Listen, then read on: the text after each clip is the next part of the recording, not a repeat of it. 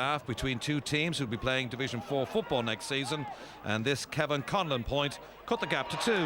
9-7 now to Louth.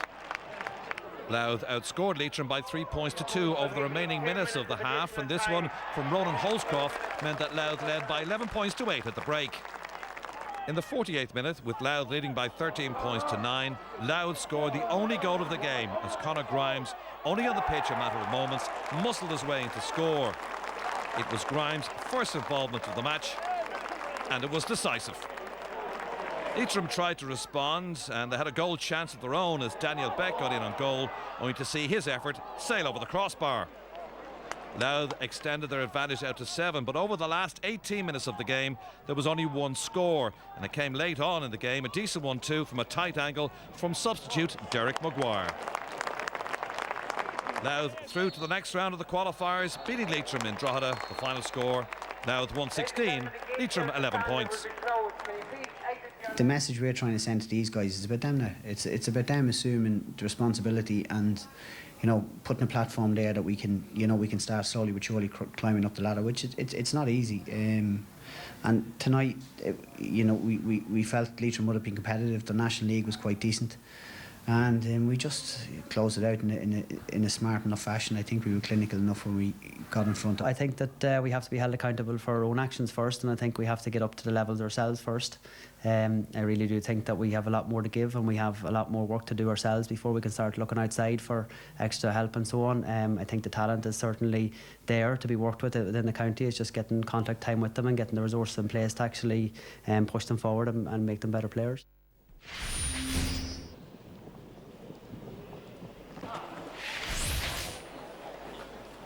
Armagh, who were hoping to bounce back after a disappointing display in the Ulster quarter-final against Donegal, faced a Wicklow side who had never won a qualifier outside of Aughrim.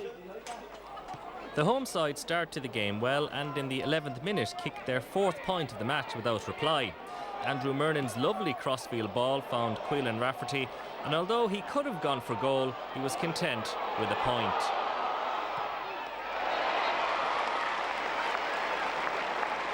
Wicklow, though, showed enough against Meath in the Leinster Championship to suggest they had an eye for goal, and got back into the match when Darren Hayden's effort was gathered by John McGrath, and he gave Matthew McNeese no chance to leave a point between the sides.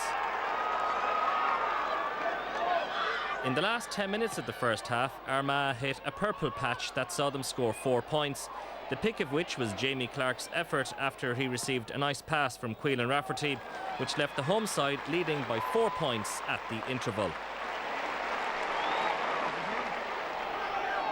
Wicklow scored 3 quick points after half-time, but after losing possession to Armagh, it was the home side that drove forward, as Rafferty fed Stefan Campbell to kick a lovely score 7 minutes into the second half to give the Orchard men a 3-point lead.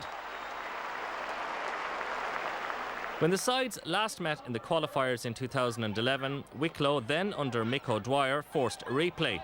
And those thoughts must have crossed their minds again in the 55th minute, when James Stafford was first to react to Darren Hayden's delivery to prod home, and Wicklow now only trailed by a point. Armagh were under pressure, but within their ranks they do possess one of the country's best forwards in Jamie Clark. And in the 64th minute, he delivered. He still had a lot to do, but once within sight of goal, he unleashed a bullet to rattle the net, and Armagh now led by 6 points. And 3 minutes later, Clark struck again. Ethan Rafferty and Michael McKenna both played their parts, but Clark showed his class by rounding Robert Lambert to score his 2nd goal, and Armagh were home and hosed.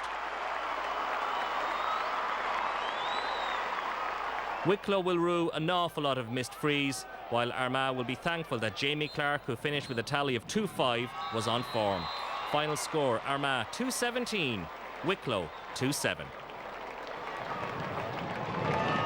We'll definitely need to step up if we're going to compete with any of the next few teams. You have Tipperary, Galway sitting there, Meath or Westmeath, and I think Donegal or Derry. So whatever's coming at us is going to be stronger and better, and we need to improve a lot in the next 2 weeks. We put in a huge effort, you know, we got within a point, you know, a free